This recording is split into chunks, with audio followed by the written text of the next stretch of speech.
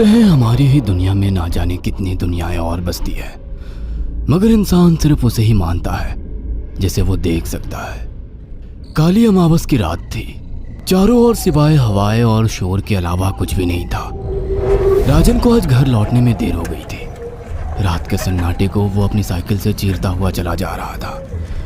वो गांव की नदी तक पहुंचा ही था कि तभी उसे नदी के पास एक काला साया दिखाई दिया जो नदी के किनारे पानी को घूरे जा रहा था।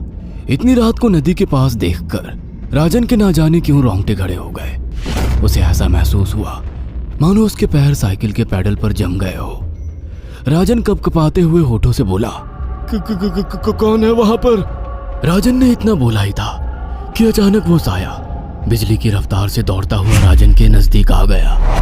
राजन की नजर जैसे ही उस साये पर पड़ी, उसके हलक से एक भयानक चीख निकल गई। इस घटना के 1 महीने बाद अर्जुन का सारा ध्यान ड्राइविंग पर था। उसकी पत्नी शिखा कार में ड्राइविंग सीट के बगल में बैठी हुई एक मैगजीन पढ़ रही थी। शिखा ने मैगजीन रखकर अर्जुन की ओर देखकर कहा, और कितनी दूर रह गया है तुम्हारा गांव अर्जुन? बस थोड़ी दूर रह गया है, आधे घंटे में हम पहुंच जाएंगे। तुम्हारे चेहरे पर इतनी टेंशन क्यों है? टेंशन क्यों नहीं होगी शिखा, मैंने अपनी माँ को बगैर बताए तुमसे लंदन में शादी जो कर ली। पता नहीं माँ तुम्हें देखकर कैसे रिएक्ट करेगी। डोंट वरी अर्जुन, मुझ पर भरोसा रखो। तुम्हारी माँ को मनाने की जिम्मेदारी मेरी है। आई होप शिखा ऐसा ही हो। यकीन मानो अगर ऐसा हुआ ना तो मेरे ऊपर से एक बहुत बड़ा बोझ उतर जाएगा। अब मुस्कुरा भी दो यार। अच्छा, तुम बता रहे थे कि गांव में तुम्हारी बहुत बड़ी हवेली बनी हुई है, कुछ बताओ ना अपनी हवेली के बारे में। अरे 15 मिनट में हम वैसे भी पहुंचने वाले हैं, तुम खुद देख लेना। कुछ ही देर में अर्जुन अपने गांव वीरपुर अपनी हवेली में खड़ा हुआ था। अर्जुन की मां अर्चना देवी अर्जुन के स्वागत के लिए हवेली के बाहर खड़ी हुई थी। अर्जुन ने दौड़कर अपनी मां के पैर छुए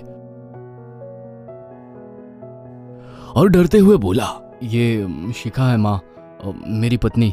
हम दोनों ने लंदन में शादी कर ली। अर्जुन की बात सुनकर अर्चना देवी मुस्कुराकर बोली, कोई बात नहीं बेटा, एक ना एक दिन तो तुझे शादी करनी ही थी।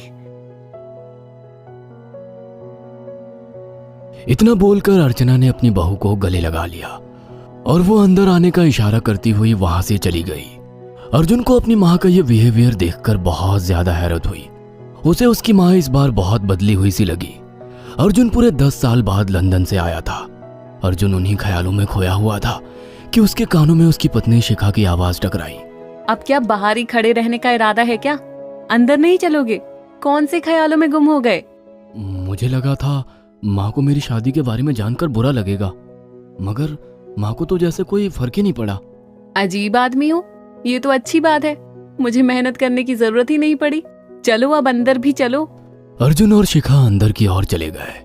अर्जुन ने देखा कि उसकी हवेली में सन्नाटा पसरा हुआ था। उसे याद था कि उसकी हवेली में बहुत सारे नौकर चाकर हुआ करते थे। डाइनिंग टेबल पर डिनर के दौरान अर्जुन अपनी माँ से जो बोला वो सुन उसकी पत्नी शिखा और रहस्यमय अंदाज में मुस्कुराकर लगातार देखे जा रही थी। माँ, हवेली के सारे नौकर कहाँ गए? मैंने सबको छुट्टी दे दी बेटा। लेकिन क्यों माँ, तुम्हें तो काम करने में बहुत ज्यादा तकलीफ होती होगी। नहीं बेटा, मुझे कोई तकलीफ नहीं होती। कुछ वक्त से मुझे सुकून और सन्नाटा अच्छा लगता है। अर्जुन इससे पहले अपनी माँ से कुछ कहता कि उसकी माँ ने उसे बोलने से रोक दिया। अर्जुन चुपचाप खाना खाने लगा। खाने के बाद अर्जुन और शिखा बेडरूम में चले गए। अर्जुन बेड पर सोच में लेटा हुआ था कि अचानक शिखा अर्जुन से लिपट गई और वासना का तूफान अपने चरम पर पहुंच गया था। अचानक शिखा को दरवाजे पर 2 लाल लाल आंखें दिखाई दिए। उसे ऐसा लगा जैसे कि कोई उसे देख रहा हो। शिखा ने तुरंत बेड से उठकर अपने कपड़े पहन लिए। क्या हुआ शिखा? अर्जुन, मुझे ऐसा लगा जैसे कोई हम दोनों को देख रहा हो। पागल हो गई हो क्या? हवेली में सन्नाटा पसरा हुआ है, एक भी नौकर चाकर नहीं है। तुम्हें वहम हुआ होगा। तुमने तो सारा मूड खराब कर दिया शिखा, अब सो जाओ। उस रात अर्जुन तो गहरी नींद में सो गया, मगर शिखा की आंखों से नींद कोसों दूर थी। अगली सुबह शिखा जल्दी उठकर किचन की ओर चली गई, मगर उसने देखा कि उसकी सास अर्चना नाश्ता तैयार कर चुकी थी। माँ, आपने तकलीफ क्यों की? मुझे बुला लेती आप। शिखा की बात सुनकर उसकी सास अजीब से अंदाज में शिखा की ओर देखने लगी। उनके देखने के अंदाज में पता नहीं ऐसा क्या था कि शिखा को अपने रोंगटे खड़े होते हुए महसूस हुए। अर्चना धीरे धीरे करीब कदमों से शिखा के करीब आकर बोली, कोई बात नहीं बेटी, तुम्हें अब यहीं रहना है। तुम सिर्फ मेरे बेटे के साथ प्यार से रहो और जल्दी से मुझे एक पोता दे दो। काम की चिंता मत करो, वो सब मैं कर लूंगी। कुछ ही दिनों के बाद अर्चना गर्भवती हो गई। उसे हवेली में रहते हुए 6 महीने से ज्यादा वक्त हो चुका था और इन 6 महीनों में उसने नोट किया कि जब से वो गर्भवती हुई है, उसकी सास अचानक से आकर उसके पेट पर हाथ फेरने लगती और अजीब से अंदाज में उसके पेट को घूरने लगती। शिखा ने तंग आकर अर्जुन से कहा, अर्जुन, मुझे तुम्हारी माँ का बिहेवियर बड़ा अजीब लगता है। तुम्हारी माँ जब देखो मेरे पेट पर आकर हाथ फेरती रहती है। अरे माँ को अपने पोते के आने का बेसब्री से इंतजार है शिखा, इसमें अजीब लगने वाली क्या बात है? मैं तुम्हें कैसे समझाऊं? मैंने माँ की आंखों में एक अजीब सी चमक देखी है। कैसी चमक? शिखा के मुंह से अचानक से एक अल्फाज निकल गया, जैसे किसी डायन की आंखों में होती है। शिखा की बात सुनकर अर्जुन का गुस्सा 7वें आसमान पर पहुंच गया। वो गुस्से से चीखते हुए बोला, खबरदार शिखा, आगे एक शब्द मेरी माँ के खिलाफ मत निकालना, नहीं तो मुझसे बुरा कोई नहीं होगा। तुम्हें शर्म आनी चाहिए शिखा। जब से तुम यहाँ पर आई हो तब से मेरी माँ तुम्हारी कितनी चिंता करती है। वह तुम्हें समय से खुद नाश्ता बनाकर देती है, खाना देती है, यहाँ तक कि हवेली की साफ सफाई भी वो अकेली करती है। क्या बोलूं अब तुमसे, शर्म आती है मुझे तुम्हें अपनी पत्नी कहते हुए। इतना कहकर अर्जुन गुस्से से कमरे से निकल गया। शिखा अर्जुन से बहुत कुछ कहना चाहती थी मगर कह नहीं पाई।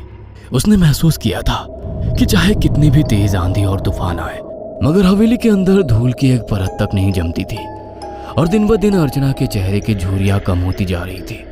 ऐसा लगता था मानो वो जवान हो रही हो। शिखा के अब 9 महीने कंप्लीट हो चुके थे और एक रात अचानक उसे प्रेगनेंसी पेन होने लगे। वो दर्द से तड़पने लगी। ये देखकर अर्जुन घबरा गया। वो दौड़ा दौड़ा माँ को बुलाकर लाया और बोला, माँ, हमें तुरंत शिखा को किसी अच्छे हॉस्पिटल में एडमिट कराना होगा। अर्जुन ने देखा कि उसकी माँ ने उसकी बात को सुना ही नहीं। वो तो बस शिखा के गर्भ की ओर आंखें फाड़ फाड़ कर देखी जा रही थी। अर्जुन एक बार चिल्लाकर कहा, माँ, हमें शिखा को इसी वक्त हॉस्पिटल में एडमिट कराना होगा। नहीं, शिखा की डिलीवरी हॉस्पिटल में नहीं, इसी हवेली में होगी। लेकिन इस हवेली में आपके और मेरे अलावा कोई नहीं है। तभी शिखा दर्द से तड़पने लगी। अर्चना ने अपने बेटे को धक्के देकर कमरे से बाहर निकाल दिया और दरवाजा बंद कर लिया। अर्जुन हक्का बक्का रह गया। अर्जुन दौड़ता हुआ गांव की ओर गया। उसने देखा कि गांव में एक पेड़ के नीचे गांव के सभी बुजुर्ग इकट्ठे थे। उनके हाथों में जलती हुई मशालें थीं। अर्जुन उनके पास पहुंच गया और बोला, मेरी मदद कीजिए, मेरी बीवी को प्रेगनेंसी दर्द हो रहे हैं। आप प्लीज किसी दाई को बुला लीजिए, जितना पैसा चाहिए देने को मैं तैयार हूँ। तभी उसके कानों में गांव के सरपंच की आवाज टकराई, बेवकूफ लड़के, तू अपनी बीवी को एक डायन के यहाँ पर मरने के लिए छोड़ आया। क्या कहना चाहते हैं आप जानते हैं आप क्या कह रहे हैं? वही जो तू सुन रहा है। तेरी माँ एक डायन है। इन गांव वालों के हाथों में जो मशाले देख रहा है ना, हम तेरी ही हवेली में आग लगाने जा रहे थे। तेरी माँ ने इस गांव में ना जाने कितने नौजवानों को मार कर खाया है। तेरी माँ एक डायन है। लगता है आपका दिमाग खराब हो गया है। आप जानते भी हैं मैं कौन हूँ? हाँ, मैं जानता हूँ। तू ठाकुर धीरेन्द्र प्रताप का बेटा है। तेरे पिता को शक हो गया था कि तेरी माँ एक डायन है, इसीलिए उन्होंने तुझे हमेशा उससे दूर रखा। पहले तेरी माँ ने तेरे पिता को मारा और धीरे धीरे करके वह हवेली के सारे नौकरों को मार कर खा गई और फिर गांव वालों को भी मारने लगी। और अब तो तेरे होने वाले बच्चे को खाएगी, क्योंकि डायन को नवजात शिशु का मांस खाना बहुत पसंद होता है। अगर मेरी बात पर यकीन नहीं है तो चलकर मेरे साथ तो खुद अपनी आंखों से देख ले। इतना कहकर सरपंच अर्जुन को लेकर हवेली की ओर चल पड़ा। उसके पीछे कई लोग थे जो जलती मशाले पकड़े हुए थे। हवेली के अंदर घुसकर उन्होंने उस कमरे के दरवाजे को तोड़ दिया जहां पर शिखा थी। कमरे का मंजर देखकर अर्जुन के रोंगटे खड़े हो गए। उसने देखा कि उसकी माँ एक बेहद भयानक रूप में उसके बच्चे का मांस खा रही थी और उसकी पत्नी शिखा फर्श पर मरी हुई पड़ी थी और पूरा फर्श खून से लाल था। अर्जुन को अपनी आंखों पर यकीन नहीं आ रहा था कि तभी उसकी माँ उसके ऊपर झपटी। सरपंच ने चीखकर कहा, अरे इस डायन को आग लगा दो, जिंदा जला दो इसे और साथ ही साथ इस हवेली को भी। सभी लोगों ने जलती हुई मशालें डायन के ऊपर फेंक दी। देखते ही देखते डायन दर्द से चीखने और चिल्लाने लगी और कुछ ही देर में वो जलकर राख हो गई। हवेली में आग लगते ही सभी लोग अर्जुन को खींचकर बाहर ले आए। अगले दिन अर्जुन अपनी पत्नी की यादें साथ लेकर आंखों में आंसू लिए दोबारा लंदन वापस चला गया। अगर आपको हमारी ये कहानी पसंद आई हो तो इसे लाइक और शेयर करना ना भूलें।